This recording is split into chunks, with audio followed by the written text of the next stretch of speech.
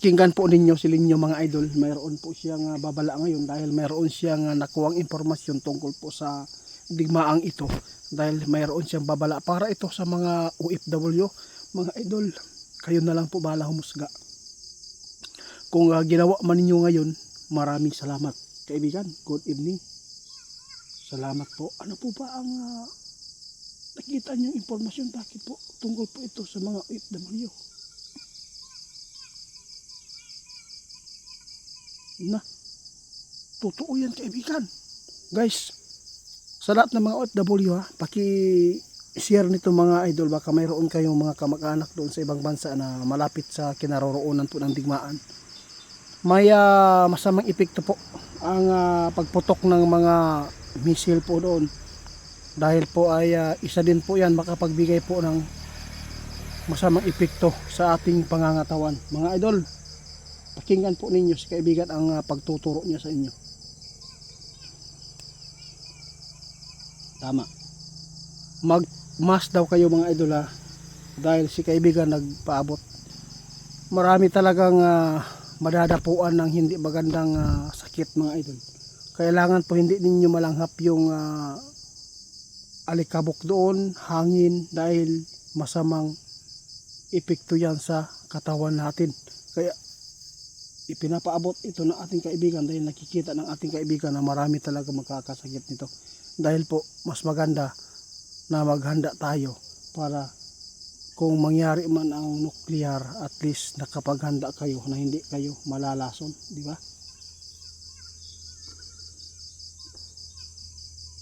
Oo nga. Bait ni kaibigan mga idol. Nakikita nila ang epekto sa misil ay nakakasira ng pangangatawan. Sinabi ng ating kaibigan, kung mayroon man kayong inaalagaan na bata dyan, no, nag-aaruga man kayo sa amo nyo, kailangan po ang mga bata hindi talaga malanghap po yung ganyan na mga hangin dahil masamang epekto sa pangangatawan at maraming magkakasakit daw yun mga idol. Kaya si kaibigan nagbabala. Kaibigan, kumusta po? O tungkol po sa digmaan, ano po ba ang mga impormasyon po niyo ngayon about sa maliban sa sa ipinapaabot po ninyo na masamang epekto yung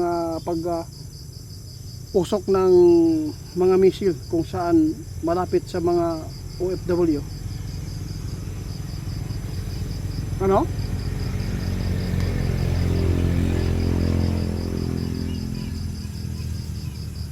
Oo, tama po kayo kaibigan. Oo. Oo nga. Oo, guys, sabi ni Linyo tungkol sa digmaang ito mga idol, isa na lang po ang makagawa nito na humupa, wala nang iba. Na sana pasukan po ang bawat presidente ng espiritu na magbibigay po ng peaceful. Yun lang po ang makapagbibigay po nito mga idol.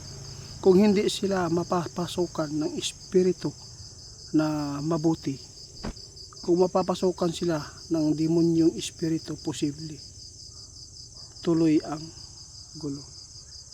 Nakakabahala to Grabe mga idol. Isa lang po ang pinaka nakakatakot ngayon, yung sinasabing nuclear. Tama si Linyo.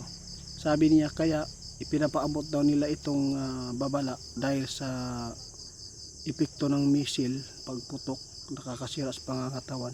Hindi natin alam na mayroon pong gawa ng hindi maganda tulad ng nuclear, no? Baka po anong gagawin nila. At least nakapaghanda kayo at mayroon kayong suot na mask. Huwag kayong mahiya mga idol, magmask kayo kasi delikado po talaga ngayon dahil si Linyo nagbabala. Kaibigan,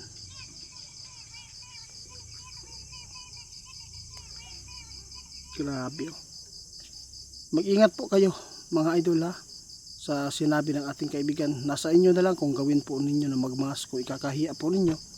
Hindi lang po ang virus ang ating paghandaan, di ba? Maraming magkakasakit ngayon mga idol dahil po sa masamang polusyon na ito ay nagawa, nagdigmaang ito. Pasalamat tayo kay kaibigan dahil lagi po siyang nagmamasid, nagtuturo kung ano man po ang ikakasama ng mga Pilipino. Tulad nito, walang elemento na maghahatid ng ganyan pong mga pag-iingat sa inyo mga idol. Sana ma-appreciate natin ang ipinapaabot ng ating kaibigan. Oo, hindi natin alam mga idol kung ano mangyayari sa mundong ito. Kailangan po natin maging matatag, manalangin. Tandaan ninyo, yung nangyayari ngayon, posibleng marami po maaapektuhan na sakit. Maraming mga bata, maraming mga tao na magkakasakit.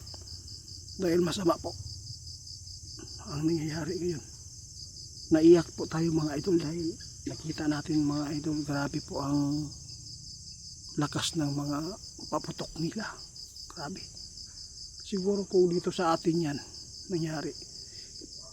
Siguro mga idol, trauma, panic. Alam po ninyo, kahit malayo po yung digmaan po dito sa amin, NPA versus Sundalo, kahit malayo, yung mga aeroplano lang, yung mga helicopter lang nakikita namin na maghuhulog ng ganyan po. Pero grabe na po yung nakita namin mga tao na nagpapanik. Pero hindi siya taga rito sa amin, na taga Bohol, nakatira dito. Bawat putok, alam po ba anong nangyayari? Pag puputok na, pag nakarinig sila ng putok, bigla na lang sila maghahawak sa ulo nila, takot na mahulugan, at saka tapos tago sa sagingan. Nakakaawa talaga tingin mga idol. Ito pa kaya ang nangyayari? Siguro saan kaya tayo pupunta mga idol? Alam ko magsinglikas po talaga tayo kung ito man po ang na-encounter natin tulad po sa Israel at sa Iran.